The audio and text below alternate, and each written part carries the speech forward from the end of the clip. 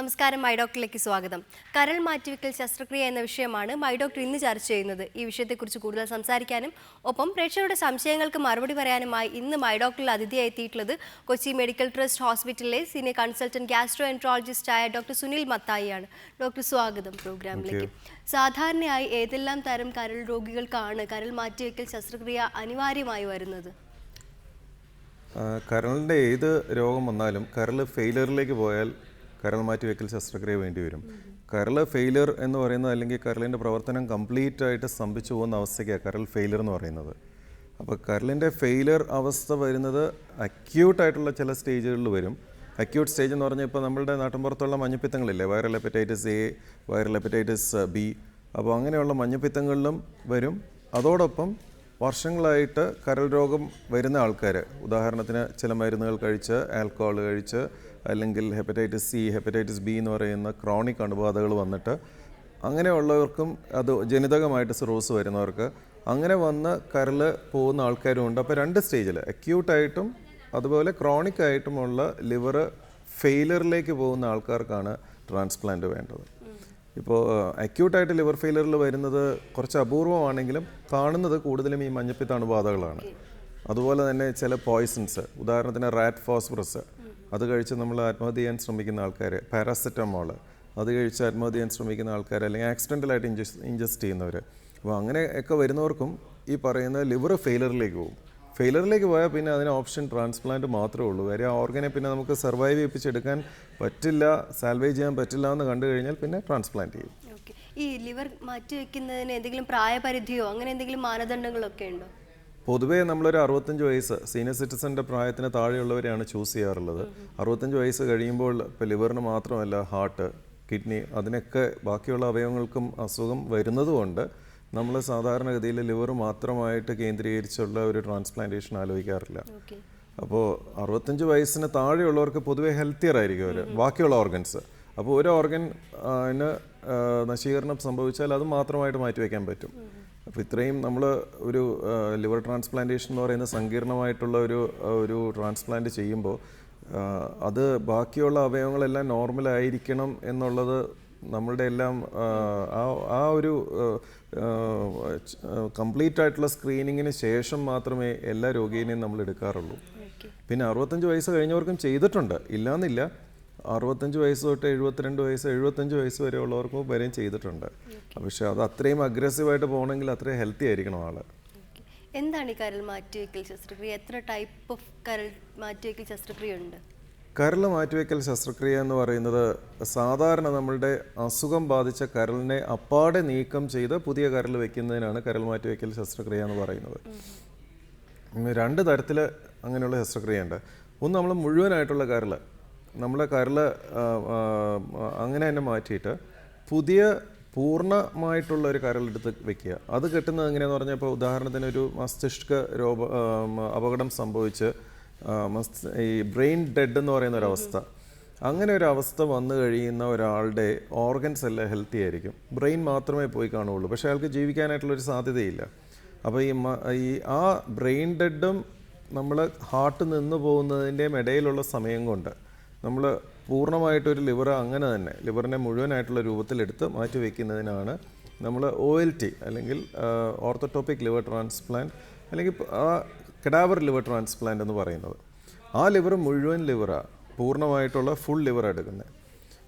പിന്നെ ഉള്ളത് നമ്മളുടെ ജീവിച്ചിരിക്കുന്ന ബന്ധുക്കളുടെയോ അല്ലെങ്കിൽ ആരെങ്കിലും വോളണ്ടറി ഡൊണേറ്റ് ചെയ്യാനായിട്ട് മുമ്പോട്ട് വരുന്ന ഒരാളുടെ പകുതി ലിവർ എടുക്കുക. അതിനാണ് ലിവിങ് ഡോണർ ലിവർ എന്ന് പറയുന്നത്. അപ്പോൾ അതെടുക്കുന്നത് ഒരാളുടെ ശരീരഭാരം നോക്കിയിട്ട് അയാളുടെ 1% ഏതാണ്ട് അതിനോട് അടുപ്പിച്ച്, ഉദാഹരണത്തിന് 60 കിലോ വെയിറ്റ് ഉള്ള ഒരാൾക്ക് 1% എന്ന് പറയുമ്പോൾ 600 ഗ്രാം, അത്രയും ലിവർ നമ്മൾ മറ്റേ ആളുടെ ഈ ഡൊണേറ്റ് ചെയ്യുന്ന ആളുടെ ലിവറിൽ നിന്ന് മുറിച്ചെടുത്തിട്ട് ഈ പറയുന്ന രോഗിക്ക് വെക്കുമ്പോൾ, അയാളുടെ ലിവർ നീക്കം ചെയ്ത് വെക്കുമ്പോൾ, ഇത് നോർമൽ ലിവർ ആയതുകൊണ്ട് ഇത് വളർന്ന് പൂർണ്ണതയോടുകൂടി വലുതാവും. അപ്പോൾ ആ രോഗിയെ സംബന്ധിച്ചിടത്തോളം പൂർണ്ണമായിട്ടും ഹെൽത്തി ഒരു ലിവർ 2-3 മാസം കൊണ്ട് ലിവർ വളർന്ന് പൂർണ്ണമായിട്ടുള്ള സൈസിലേക്ക് എത്തും. അപ്പോൾ അങ്ങനെയുള്ള 2 തരത്തിലുള്ള ലിവർ ട്രാൻസ്പ്ലാന്റേഷൻ ആവുന്നത്. ഡോക്ടർ, നമുക്ക് ആദ്യത്തെ ഒരു പ്രേക്ഷകനുണ്ട്. പറയൂ. ഹലോ. ഹലോ ഹലോ, ചോദിച്ചോളൂ ഡോക്ടറോട്.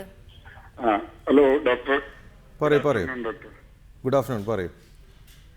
ഞാൻ ഒരു 2010 ഡോക്ടർ ആണ് എനിക്ക് കണ്ടുപിടിച്ചത്. എന്റെ പേര് മാത്യു എന്നാണ്. ഞാൻ എറണാകുളത്താണ്. എനിക്ക് വയറിനൊരു ഭയങ്കരമായ വേദന വന്നു. അങ്ങനെ ഞാൻ മെഡിക്കൽ ടെസ്റ്റിൽ വന്ന് അഡ്മിറ്റ് ചെയ്ത് പിറ്റേ ദിവസം രാവിലെ ഡോക്ടർ എന്നെ പരിശോധിച്ച് ഒരു സ്കാൻ ചെയ്തിട്ട് എനിക്ക് കോളെക്ടമി, അതായത് നമ്മുടെ ഈ ഗാൾ ബ്ലാഡറിലെ സ്റ്റോൺ ഉണ്ടായിട്ട് കണ്ടുപിടിച്ചു. അത് സർജൻ അത് അന്ന് ഈ കീഹോൾ ചെയ്ത് ഓപ്പറേറ്റ് ചെയ്തെടുത്തു. അതിനുശേഷം ഇപ്പൊ എനിക്ക് കുഴപ്പമൊന്നുമില്ല.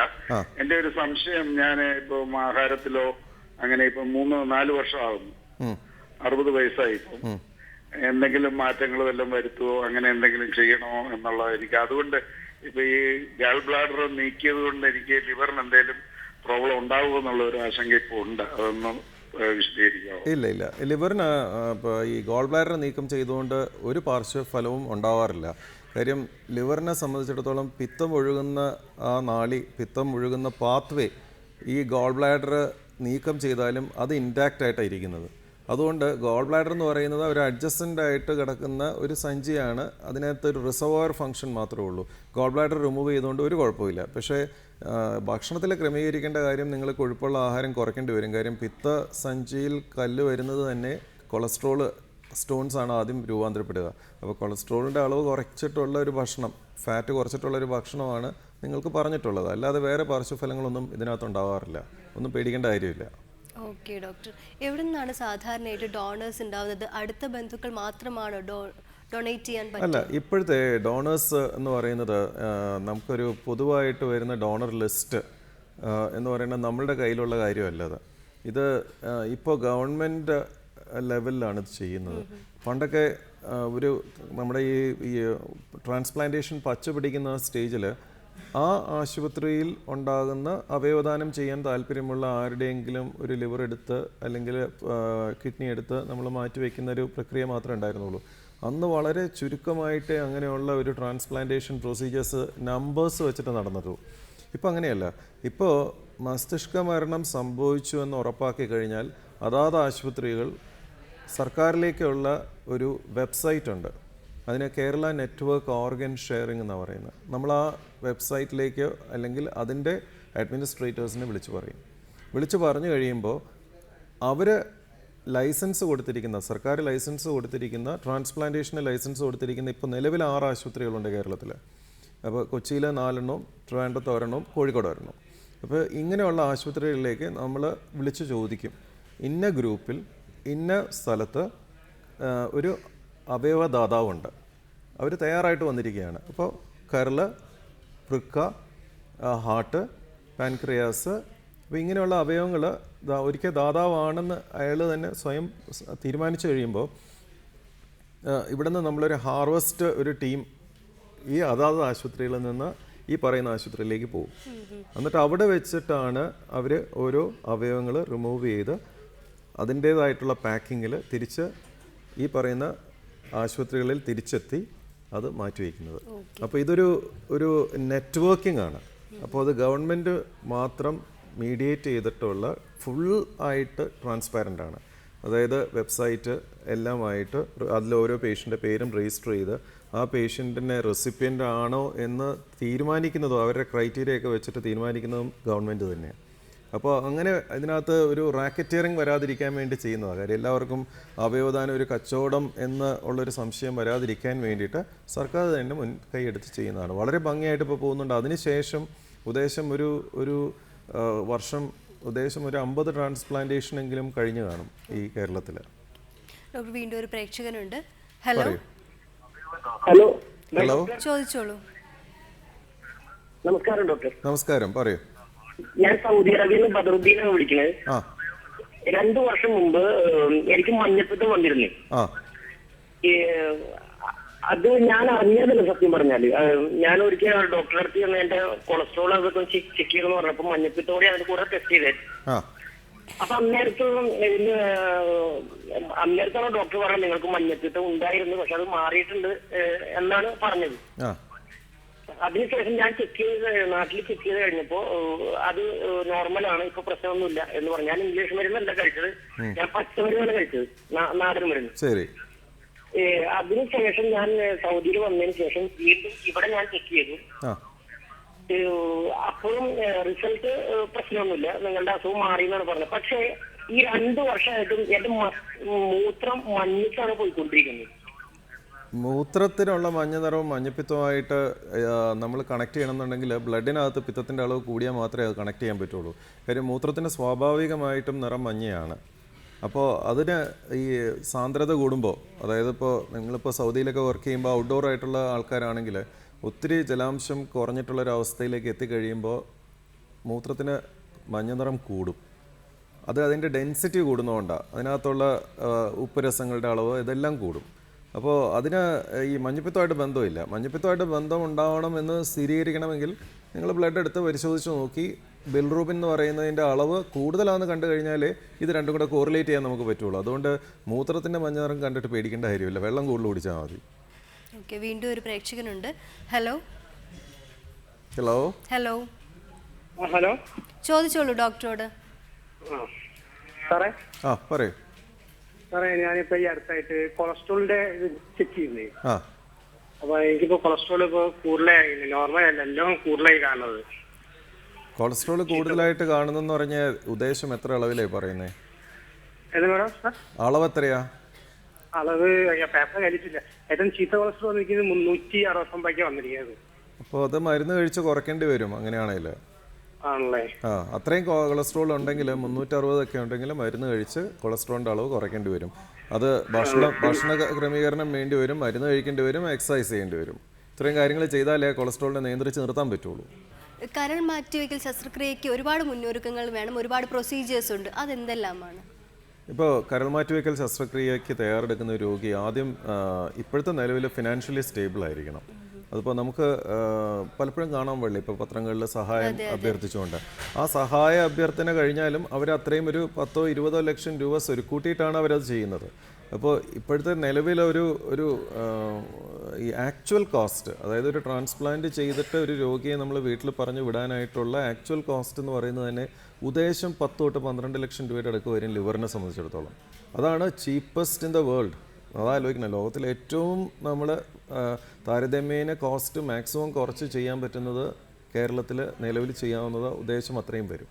അപ്പോൾ ഈ പറയുന്ന ഫിനാൻഷ്യൽ സ്റ്റെബിലിറ്റി നമ്മൾ അറ്റൈൻ ചെയ്ത് കഴിഞ്ഞിട്ട് നമ്മൾ ബ്ലഡിൻ്റെ ഗ്രൂപ്പ് മാച്ച് ചെയ്യുന്ന ഒരു ഡോണറിനെ കിട്ടണം. അതായത് നമ്മളിപ്പോൾ O പോസിറ്റീവ് ആണെങ്കിൽ O പോസിറ്റീവ് ഒരു ഡോണർ. അപ്പോൾ ഈ ഡോണർ ലിസ്റ്റിന് വേണ്ടിയിട്ട് നമ്മൾ സാധാരണ ചെയ്യുന്നത് നമ്മളുടെ പേര് രജിസ്റ്റർ ചെയ്യേണ്ടി വരും. ഈ രോഗി നമ്മളുടെ പേര് രജിസ്റ്റർ ചെയ്യണം.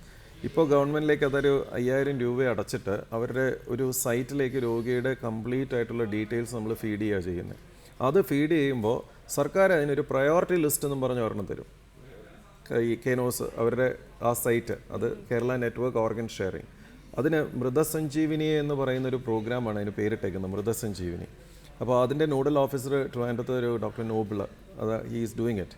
അപ്പോൾ അവർ വളരെ സുദീർഘമായ സേവനം അവർ ചെയ്യുന്നത്. അപ്പോൾ അവരൊരു പ്രയോറിറ്റി ലിസ്റ്റിംഗ് തരും. ഈ പ്രയോറിറ്റി ലിസ്റ്റിങ്ങിൻ്റെ അടിസ്ഥാനത്തിൽ നമുക്ക് ഒരു കഡാവർ ലിവർ ഏതെങ്കിലും ഒരു ആശുപത്രിയിൽ വന്നു കഴിഞ്ഞാൽ അവർ ആ ആശുപത്രിയെ അറിയിക്കും. ഇപ്പോൾ ഉദാഹരണത്തിന് ഈ രോഗി ഒരു എ എന്ന് പറയുന്ന രോഗിയുടെ പ്രയോറിറ്റി ലിസ്റ്റ് 1 ആണെങ്കിൽ ആദ്യത്തെ കഡാവർ അയാൾക്കായിരിക്കും പോവുക. മനസ്സിലായില്ലേ? അങ്ങനെ റൊട്ടേഷനിൽ നമ്മൾ എല്ലാ ഹോസ്പിറ്റൽസിലേക്കും ഈ പറയുന്ന 6 ലൈസൻസ് കൊടുത്ത ആശുപത്രികളിലേക്കും വിളിച്ച് ചോദിക്കും. ഈ ലൈസൻസ് കൊടുക്കുന്നത് ആ ആശുപത്രികളുടെ എല്ലാ സൗകര്യങ്ങളും പരിശോധിച്ച് അതിൻ്റെ ഇൻഫ്രാസ്ട്രക്ചറും നോക്കി അതിൻ്റെ കൺസൾട്ടൻറ്റ് നമ്പറും റേഷ്യോ എല്ലാം നോക്കി ഇവർക്ക് ഇങ്ങനെയൊരു ട്രാൻസ്പ്ലാന്റേഷൻ നടത്താൻ സാധിക്കും എന്ന് കണ്ടാൽ മാത്രമേ ആ ലൈസൻസ് കിട്ടുകയുള്ളൂ. പറയൂ. ഹലോ, ചോദിച്ചോളൂ ഡോക്ടറോട്. ഡോക്ടർ നമസ്കാരം. നമസ്കാരം, പറയൂ. ഡോക്ടർ, എനിക്ക് ഗിൽബർട്ട് സിൻഡ്രോം ഉള്ള ആളാണ് ഞാൻ. അപ്പൊ എനിക്ക് അത് 20 വർഷം മുമ്പ് അത് കണ്ടുപിടിച്ചിട്ടുള്ളതാണ്. എനിക്ക് ബിലിറുബിൻ എപ്പോഴും അബവ് 3 ഉണ്ടാവും. അപ്പൊ അത് എനിക്ക് കുറച്ചൊരു 2 വർഷം മുമ്പ് ഈ ഫാറ്റി ലിവർ, എനിക്ക് ലിവറിന്റെ അതായത് റൈറ്റ് സൈഡ് അബ്ഡോമൻ കുറച്ച് മേളിലായിട്ട് ഒരു എന്താ ഒരു വേദനയുണ്ട്. അതായത് ഒന്ന് നുള്ളും പോലെ ഒരു പെനട്രേറ്റിംഗ് പെയിൻ ഇടയ്ക്കിടയ്ക്ക് വരാറുണ്ട്. ഇപ്പോഴും ഉണ്ട്, എനിക്ക് ഈ സ്റ്റിൽ എപ്പോഴും ഉണ്ട്. അപ്പൊ അങ്ങനെ ചെറുതായിട്ട് ഒരു സ്ട്രെസ് ചെയ്ത മസിൽ നിന്ന് പുള്ളി ചെയ്യുമ്പോൾ ചെറിയൊരു പെയിൻ ഉണ്ട്, അത് എപ്പോഴും ഉണ്ടാവാറുണ്ട്. അപ്പൊ ഞാൻ അങ്ങനെ അത് പരിശോധിച്ചപ്പോൾ ഒരു 10% ഫാറ്റി ലിവർ ഉണ്ടായിരുന്നു. ഫാറ്റി ലിവർ ഉണ്ടായിരുന്നു. ഫാറ്റി ലിവർ ഉണ്ടെന്ന് പറഞ്ഞു. അപ്പൊ ആ പെയിൻ ഇടയ്ക്കിടയ്ക്ക് ഉണ്ടായിരുന്നു. അപ്പൊ ഒരു വർഷം മുമ്പ് ഇങ്ങനെ എനിക്ക് പെട്ടെന്ന് എപ്പിഗാസ്ട്രിക് പെയിൻ വന്നിട്ട് ഞാൻ വന്നു ഫെയിന്റ് ചെയ്തപോലെ വീണു. അന്നേരം തന്നെ പിന്നെ ഹോസ്പിറ്റലിൽ പോയപ്പം അവർക്ക് കണ്ടുപിടിക്കാൻ പറ്റിയില്ല, ഇത് ചിലപ്പം വല്ല മയോകാർഡിയാക്ക് എന്നൊക്കെ പറഞ്ഞ് അങ്ങനെ പിന്നെ ഞാൻ പല ടെസ്റ്റുകളും ചെയ്തു. പക്ഷെ എനിക്ക് പെട്ടെന്ന് ഒരു 3-4 ദിവസത്തിനകത്ത് യൂറിനൊക്കെ ഇത്തിരി ബ്ലഡ് കളർ പോലെ വന്നിട്ട് ഭയങ്കര പെയിൻ ആയിട്ട് പിന്നെ എനിക്ക് പെയിൻ കില്ലർ എടുത്തിട്ടാണ് ആ പെയിൻ കുറയ്ക്കാൻ പറ്റിയത്. അങ്ങനെ പല ടെസ്റ്റുകളും കഴിഞ്ഞു. 8.9 ബിലിറൂബിൻ വന്നു. 8.9 ബിലിറൂബിൻ ആയി. ഓക്കെ, 9 ആയി. എന്നിട്ട് ഞാൻ വീണ്ടും പ്രൈവറ്റ് ഹോസ്പിറ്റലിലാണ് പോയത്.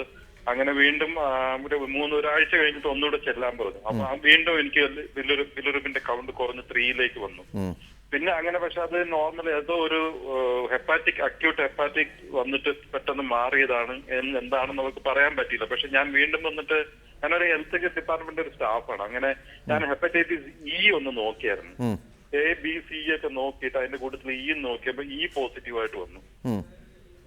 പോസിറ്റീവായിട്ട് വന്ന് പ്രത്യേകിച്ച് മരുന്നൊന്നുമില്ല. പിന്നെ അത് ഗ്രാജുവൽ ആയിട്ട് അത് കുറഞ്ഞു. പക്ഷെ എനിക്ക് ആ പെയിൻ ഇപ്പോഴും നിലനിൽക്കുന്നുണ്ട്. അതായത് സ്റ്റിൽ ആ ഒരു ഫാറ്റി ലിവറിന്റെ പെയിൻ ആയിരിക്കാന്ന് പറയുന്നു. പക്ഷെ എനിക്ക് ഉറപ്പില്ല. ഞാനിപ്പം ബിലിറൂബിൻ ചെക്ക് ചെയ്ത് കഴിഞ്ഞാൽ ഓൾമോസ്റ്റ് 3 വരാറുണ്ട്. അത് ഗിൽബർട്ട് സിൻഡ്രോം കൊണ്ട് ഉണ്ടാകുന്നതായിരിക്കും അല്ലേ? ബിലിറൂബിൻ 3 വരുമ്പോൾ അതിന്റെ 2 ഘടകങ്ങളില്ലേ, ഡയറക്റ്റ് ബിലിറൂബിൻ, ഇൻഡയറക്റ്റ് ബിലിറൂബിൻ എന്ന് പറയുന്നത്. അതെ. അതിൽ ഇൻഡയറക്റ്റ് ബിലിറൂബിന്റെ അളവ് എത്രയാ? അത് 1 മേളിലാന്ന് തോന്നുന്നു എന്റെ ഓർമ്മ. അല്ല, ഇൻഡയറക്റ്റ് ബിലിറൂബിന്റെ ഇതിനൊരു അനുപാതം വെച്ചിട്ട് ഇതിന്റെ റേഷ്യോ, അതായത് നമ്മൾ സാധാരണ അതിനകത്ത് ഇൻഡയറക്റ്റ് ബിലിറൂബിൻ ആണ് കൂടുന്നതെങ്കിൽ നിങ്ങൾക്ക് ഗിൽബർട്ട് സിൻഡ്രോം തന്നെയാണ്. അതിനകത്ത് പ്രശ്നമില്ല. ആദ്യത്തെ കാര്യം, നിങ്ങൾക്ക് ശക്തിയായിട്ട് വേദന വന്നു, ആ വേദനയോടൊപ്പം കടും ചായ പോലെ മൂത്രം പോയെങ്കിൽ ഒരു സാധ്യത നിങ്ങൾക്ക് ലിവറിൻ്റെ അകത്തുനിന്ന് അല്ലെങ്കിൽ ബിലിയറി ട്രാക്റ്റിനകത്തുനിന്ന് സ്റ്റോൺ പാസ് ചെയ്ത് പോയിരിക്കാനാണ്. കാര്യം ഫാറ്റി ലിവർ ഉള്ളവർക്ക് പല സമയത്തും ബിലിയറി സ്റ്റോൺസ് ഫോം ചെയ്ത് അത് പാസ് ചെയ്ത് പോകുമ്പോൾ ശക്തിയായിട്ട് വയറുവേദന വരികയും ചെയ്യും. അത് പാസ് ചെയ്ത് കഴിയുന്നതിനോടൊപ്പം ആ മഞ്ഞപ്പിത്തങ്ങ് കുറയുകയും ചെയ്യും. അപ്പോൾ അത് വളരെ സാധ്യതയുണ്ട്. പക്ഷെ അത് ആ സമയത്ത് നമുക്ക് ചിലപ്പം കണ്ടുപിടിക്കാൻ പറ്റുള്ളൂ. ആ സമയത്ത് നമ്മൾ വല്ല CT സ്കാനോ അല്ലെങ്കിൽ എൻഡോസ്കോപ്പിക് അൾട്രാസൗണ്ട് ഒക്കെ ചെയ്താലേ ചെറിയ സ്റ്റോൺസ് ഒക്കെ കണ്ടുപിടിക്കാൻ പറ്റുള്ളൂ. സാധാരണ ഒരു അൾട്രാസൗണ്ടിൽ കണ്ടുപിടിക്കാൻ പറ്റിയെന്ന് വരില്ല. അപ്പോൾ ഒരു സാധ്യത അതാണ്. ഹെപ്പറ്റൈറ്റിസ് ഇ എന്ന് പറയുന്നത് പൊതുവേ ശുചിത്വമായിട്ട് ഭക്ഷണം കഴിച്ചുകൊണ്ടിരിക്കുന്ന ഒരാൾക്ക് വരാനുള്ള സാധ്യത കുറവാണ്. അതെ, പോസിറ്റീവായിട്ട് ഉണ്ടെങ്കിൽ ആയിരിക്കും. അത് SGPTയുടെ അളവും ഒക്കെ അതിൻ്റെ കൂടെ കൂടിയിട്ടുണ്ടെങ്കിൽ ഹെപ്പറ്റൈറ്റിസ് ഇ വന്നിരിക്കാൻ വഴിയുണ്ട്. പക്ഷെ ഹെപ്പറ്റൈറ്റിസ് ഇയുടെ ഒരു ഗുണം എന്ന് പറയുന്നത് വന്നു കഴിഞ്ഞാൽ കംപ്ലീറ്റ് ആയിട്ട് മാറുന്ന രോഗമാണ്. പേടിക്കേണ്ട കാര്യമൊന്നുമില്ല. ഈ കരൾ മാറ്റിവെക്കൽ ശസ്ത്രക്രിയ ഒരു 100% സക്സസ്ഫുൾ ആയ ഒരു ശസ്ത്രക്രിയ ആണോ?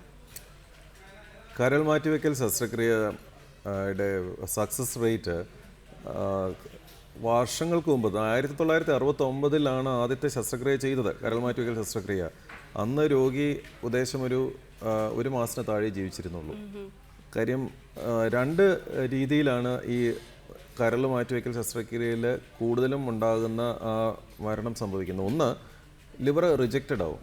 അതായത് വേറൊരാളുടെ കയ്യിൽ നിന്ന് നമ്മളെടുത്ത് നമ്മുടെ ശരീരത്തിൽ വെക്കുമ്പോൾ നമ്മുടെ ശരീരം അത് അക്സെപ്റ്റ് ചെയ്തെന്ന് വരില്ല. അപ്പോൾ അത് റിജക്റ്റഡ് ആയി കഴിയുമ്പോൾ ആ റിജക്ഷൻ കൊണ്ട് രോഗി മരിച്ചു പോകും. രണ്ടാമത്തത് ഇൻഫെക്ഷൻ വന്നിട്ട്, അതായത് നമ്മൾ ഈ കരൾ റിജക്റ്റ് ചെയ്യാതിരിക്കാൻ വേണ്ടി രോഗിയുടെ പ്രതിരോധ ശക്തി കുറയ്ക്കാനുള്ള മരുന്നുകൾ കൊടുക്കും. പ്രതിരോധ ശക്തി കുറയുമ്പോൾ നാച്ചുറലായിട്ടും ഇൻഫെക്ഷൻ, അതായത് അണുബാധ ചിലപ്പോൾ അകത്ത് കയറിയെന്ന് വരും. ഈ 2 ഘടകങ്ങളായിരുന്നു ഏറ്റവും കൂടുതൽ തലവേദന ഉണ്ടായിക്കൊണ്ടിരുന്നത്. പക്ഷേ ഈ 69 തൊട്ട് ഇപ്പോൾ 2014 നോക്കിയാൽ 90% സക്സസ് റേറ്റിലേക്ക് നമ്മൾ എത്തിയേക്കുന്നത്. അതായത് സക്സസ് എന്ന് പറയുന്നത് നമ്മൾ ഷോർട്ടായിട്ടുള്ള സക്സസ് അല്ല പറയുന്നത്. ഒരു വർഷം ലിവർ മാറ്റിവെച്ച രോഗി 1 ഇയർ സർവൈവൽ റേറ്റ് എന്ന് പറയുന്നത് 90% ആയി. 1 year survival. 5 year survival rate almost 80% ഉണ്ട്. അപ്പോൾ 10 ഇയർ സർവൈവൽ റേറ്റിലേക്കൊക്കെ ഇപ്പോൾ നമ്മൾ നോക്കിക്കൊണ്ടിരിക്കുന്നത്. മനസ്സിലായില്ലേ? അപ്പോൾ കരൾ മാറ്റിവെക്കൽ ശസ്ത്രക്രിയ തീർച്ചയായിട്ടും വളരെ വളരെ വളരെ പുരോഗതി ആയിട്ടുള്ള ഒരു അവസ്ഥയിൽ ഇപ്പോൾ എത്തിയിരിക്കുന്നത്. അപ്പോൾ അതിനെപ്പറ്റി വലിയ ഭയപ്പെടേണ്ട കാര്യമില്ല. കാര്യം നമ്മൾ ചെയ്യുന്ന രോഗി 100% മരിച്ചു പോകുമെന്ന് ഉറപ്പാക്കുന്ന രോഗിയാണ് ചെയ്യുന്നത്. അപ്പോൾ ആ രോഗിയുടെ ആയുസ് എന്ന് പറയുന്നത് വളരെ തിട്ടപ്പെട്ട 6 മാസം അല്ലെങ്കിൽ 1 കൊല്ലത്തിന് താഴെ ഉള്ളൂ എന്ന് തിട്ടപ്പെടുത്തി കഴിഞ്ഞാലേ നമ്മളിത് ചെയ്യാറുള്ളൂ. വളരെ പൂർണ്ണമായിട്ട് ആരോഗ്യമുള്ള ഒരാൾക്കല്ലല്ലോ ചെയ്യുന്നത്. 100% മരിച്ചു പോകുന്ന രോഗിക്ക് നമ്മൾ ചെയ്ത് കഴിയുമ്പോൾ 90% ചാൻസ് ജീവിക്കാനുണ്ടെങ്കിൽ അത് വളരെ നല്ലൊരു ശസ്ത്രക്രിയ ആവുന്നില്ലേ അത്. അപ്പോൾ അങ്ങനെയാണ് അതിനെ നമ്മൾ വിലയിരുത്തുന്നത് കേട്ടോ. ഡോക്ടർ വീണ്ടും ഒരു പ്രേക്ഷകനുണ്ട്. പറയൂ. ഹലോ. Hello sir. ചോദിച്ചോളൂ. സാർ, ഞാൻ അരുണാചൽ പ്രദേശിൽ നിന്ന് വിളിക്കുന്നത്. പറയൂ. ഞാൻ ഒരു വർഷം മുമ്പ് ഞാൻ ചെക്ക് ചെയ്ത് നോക്കിയായിരുന്നു. അതായത് വയറ് വീർത്തിരിക്കുന്ന മാതിരി തോന്നിയായിരുന്നു. അപ്പോ ഡോക്ടർ ചെക്ക് ചെയ്തിട്ട് പറഞ്ഞു സിറ്റി സ്കാൻ എടുത്തില്ല, സാധാരണ അൾട്രാസൗണ്ട് സ്കാൻ ചെയ്തായിരുന്നു. ചെയ്തിട്ട് പറഞ്ഞു ലിവർ സിറോസിസ് ഉണ്ടെന്നാ പറഞ്ഞു. ഓക്കെ. അപ്പൊ എനിക്കിപ്പോ ഞാൻ വന്നിട്ട് അവിടുന്ന് 6 മാസമായി. എനിക്കിവിടെ കാര്യമായിട്ട് ചെക്കപ്പ് ചെയ്യാൻ പറ്റില്ല, കാരണം ഇവിടെ നല്ല ഫെസിലിറ്റി ഒന്നുമില്ല അരുണാചൽ പ്രദേശിൽ. അപ്പൊ ലിവർ സിറോസിസ് വന്നാൽ അതിന് എന്ത് ചെയ്യണം, എങ്ങനെയാണ് അതിനെ കുറിച്ച് ഡീറ്റെയിൽസ് അറിയാൻ വേണ്ടിയിട്ടായിരുന്നു. ഒരിക്കൽ സിറോസിസ് ആണെന്ന് പറഞ്ഞ അത് വളരെ കൃത്യതയോടുകൂടിയുള്ള ഒരു ഡയഗ്നോസിസ് ആണെങ്കിൽ വളരെ സൂക്ഷിച്ച് തന്നെ ഇരിക്കേണ്ടി വരും. അതായത് നമ്മളൊരു 6 മാസം 3 തൊട്ട് 6 മാസത്തിനിടയ്ക്ക് നമ്മൾ ബ്ലഡ് ചെക്ക് ചെയ്ത് നമ്മളുടെ ലിവറിൻ്റെ ഫങ്ഷണൽ ടെസ്റ്റിംഗ്, അതായത് ലിവറിൻ്റെ ഓരോ ദൈനംദിന പ്രവർത്തനങ്ങൾ നമ്മൾ 3 മന്ത്സ് കൂടുമ്പോൾ ചെക്ക് ചെയ്തുകൊണ്ടിരിക്കണം. എന്നിട്ട് അത് ചെക്ക് ചെയ്തതിനകത്ത് എന്തെങ്കിലും പോരായ്മകൾ കാണുന്നുണ്ടെങ്കിൽ, ലിവർ ഫങ്ഷൻ ടെസ്റ്റിൽ മേജറായിട്ട് കാണുന്നത് LFT, പ്രോത്രോമിൻ ടൈം എന്ന് പറയുന്ന രക്തം കട്ട പിടിക്കുന്ന അളവ്, ഇതെല്ലാം നമ്മൾ ചെക്ക് ചെയ്ത് അതിനകത്ത് എന്തെങ്കിലും പോരായ്മകൾ കാണുന്നുണ്ടെങ്കിൽ നമ്മൾ പതുക്കെ ട്രാൻസ്പ്ലാന്റേഷൻ്റെ കാര്യം ആലോചിക്കേണ്ടി തന്നെ വരും. കാര്യം സിറോസിസ് എന്ന് പറയുന്ന ഒരു അവസ്ഥയ്ക്ക് ഒരു 10 വർഷത്തിൽ കൂടുതൽ മുമ്പോട്ട് പോകാനായിട്ടുള്ള സാധ്യതയില്ല സിറോസിസ് വന്നു കഴിഞ്ഞാൽ. അപ്പോൾ നമ്മൾ സിറോസ് വന്നു കഴിയുന്ന ഒരു രോഗിയുടെ കാരണം അനുസരിച്ച്, ഇപ്പോൾ പല കാരണം കൊണ്ട് വരും, ഹെപ്പറ്റൈറ്റിസ് B, C, ആൽക്കഹോൾ, അത് ആ രോഗം ഇങ്ങനെ കണ്ടിന്യൂസ് ആയിട്ട് വന്നുകൊണ്ടിരിക്കുന്ന രോഗമാണ്. ഇപ്പോൾ ആൽക്കഹോൾ കഴിച്ചുകൊണ്ടിരിക്കുന്ന രോഗി, ഹെപ്പറ്റൈറ്റിസ് B മാറാത്ത രോഗി, ഹെപ്പറ്റൈറ്റിസ് C മാറാത്ത രോഗി, അങ്ങനെയുള്ളവർക്ക് സിറോസ് ഇങ്ങനെ പുരോഗമിച്ചുകൊണ്ടിരിക്കും. അപ്പോൾ സിറോസിസ് പുരോഗമിച്ചുകൊണ്ടിരിക്കുന്ന ഒരു അവസ്ഥയിൽ പേഷ്യൻ്റ് കുറേശ്ശെ ഹെൽത്ത് കുറഞ്ഞു വരുള്ളൂ. ആ ഹെൽത്ത് കുറഞ്ഞു വരുന്ന അവസ്ഥ നമുക്ക് LFT വഴിയും അല്ലെങ്കിൽ liver function test, blood test വഴി അറിയാൻ പറ്റും. അതുപോലെ അൾട്രാസൗണ്ട് ഇടയ്ക്ക് ചെക്ക് ചെയ്തുകൊണ്ടിരിക്കണം, ലിവറിനകത്ത് എന്തെങ്കിലും ട്യൂമറുകൾ ഡെവലപ്പ് ചെയ്യുന്നുണ്ടോ എന്ന്. ഇത് രണ്ടുമാണ് കോമൺ ആയിട്ട് കാണുന്നത്, ലിവർ ഫെയിലറും ട്യൂമർ ഡെവലപ്മെൻറ്റും. ഇത് രണ്ടും നമ്മൾ 3 to 6 months കൂടുമ്പോൾ ചെക്ക് ചെയ്ത് ഏതവസ്ഥ നമ്മൾ ആദ്യം കാണുന്നു അതനുസരിച്ച് നമ്മൾ ട്രാൻസ്പ്ലാന്റേഷൻ്റെ കാര്യം ആലോചിക്കണം. ഓക്കെ ഡോക്ടർ, ഈ ട്രാൻസ്പ്ലാന്റേഷന് ശേഷം ശ്രദ്ധിക്കേണ്ട കാര്യങ്ങൾ എന്തൊക്കെയാണ്? ഒരുപാട് എക്സ്ട്രാ കെയർ പേഷ്യൻറ്റിനും ഡോണറിനും ഒരുപോലെ കൊടുക്കേണ്ടി വരില്ലേ? ട്രാൻസ്പ്ലാന്റേഷൻ ചെയ്ത രോഗിക്ക് ആദ്യത്തെ ഒരു മാസത്തെ കെയർ വളരെ സൂക്ഷിച്ച് തന്നെ കൊടുക്കുന്നത്. 1 മാസം കഴിയുമ്പോൾ അതിന് റിജക്ഷൻ ഒന്നും ഇല്ലെങ്കിൽ അതിന് വളരെ നിസ്സാരമായൊരു ഗുളിക കഴിച്ചിട്ട് നമ്മൾ ദൈനംദിന ജീവിതം സാധാരണ പോലെ തന്നെ കൊണ്ടാവുന്നേ ഉള്ളൂ. വളരെ കാഠിന്യമായിട്ടുള്ള ജോലികൾ, ഉദാഹരണത്തിന് ഭയങ്കര വെയിലത്ത് നിന്നിട്ടുള്ള ഒരു മാനുവൽ ലേബർ, അത്രയൊന്നും പറ്റില്ല. പക്ഷേ എല്ലാ ഓഫീസ് ജോബുകളും ചെയ്യാം. എല്ലാ ഓഫീസ് ജോബ്സും ചെയ്യാൻ നമുക്ക് സാധാരണഗതിയിലുള്ള ജീവിതം മുഴുവൻ നയിക്കാം. നമുക്കങ്ങനെ വളരെ ഒരു ഈ കൺഫൈൻഡ് ആയിട്ട് സൂക്ഷിച്ച് ബെഡ് റെസ്റ്റ് അങ്ങനെയുള്ളൊരു ജീവിതം അല്ലത്. ക്വാളിറ്റി ഓഫ് ലൈഫ് ഭയങ്കരമായിട്ട് ഇമ്പ്രൂവ് ചെയ്യും. ഇപ്പോൾ ഒരു ഓഫീസ് ജോലി ചെയ്യുന്നതാണെങ്കിൽ പൂർണ്ണമായിട്ടും ആൾക്ക് ഓഫീസ് ജോലികൾ ചെയ്തുകൊണ്ട് നടക്കാൻ പറ്റും. അപ്പോൾ ട്രാൻസ്പ്ലാന്റേഷൻ എന്ന് പറയുന്ന അവസ്ഥ, ഇപ്പോൾ ഉദാഹരണത്തിന് നമ്മളുടെ ഇവിടെ നമ്മൾ ആ ബിഗിനിങ് ശൈശവ സ്റ്റേജിലാണല്ലോ ഇപ്പോഴും നമ്മൾ ട്രാൻസ്പ്ലാന്റേഷനൊക്കെ 300-400 ആയിട്ടുള്ളൂ. US-ലും അവിടെയൊക്കെ 20,000 30,000 ഒക്കെ കഴിഞ്ഞു. അപ്പോൾ അവിടെയൊക്കെ എങ്ങനെയാണെന്ന് പറഞ്ഞാൽ ഒരു രോഗിക്ക് ചെയ്ത് കഴിഞ്ഞാൽ ഒരാഴ്ചക്കകത്ത് അവർ വീട്ടിൽ പോയി അവരുടെ കാര്യങ്ങളൊക്കെ നടന്നു തുടങ്ങും. നമ്മൾ കുറച്ചുകൂടെ കെയർഫുള്ളായിട്ട് നമ്മൾ 1 മാസം വരെയും രോഗിയെ പരിചരിച്ച് ഒന്ന് പൂർണ്ണമായിട്ടൊന്ന് ആരോഗ്യസ്ഥിതി വന്നു എന്ന് ഉറപ്പാക്കിയാലേ നമ്മൾ വിടാറുള്ളൂ.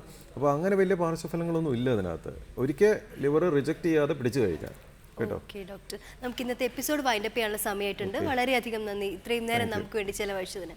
ശരി, താങ്ക് യു. മൈ ഡോക്ടറിൻ്റെ ഇന്നത്തെ എപ്പിസോഡ് ഇവിടെ അവസാനിക്കുന്നു. നാളെ അടുത്ത വിഷയവുമായി കാണാം. നമസ്കാരം.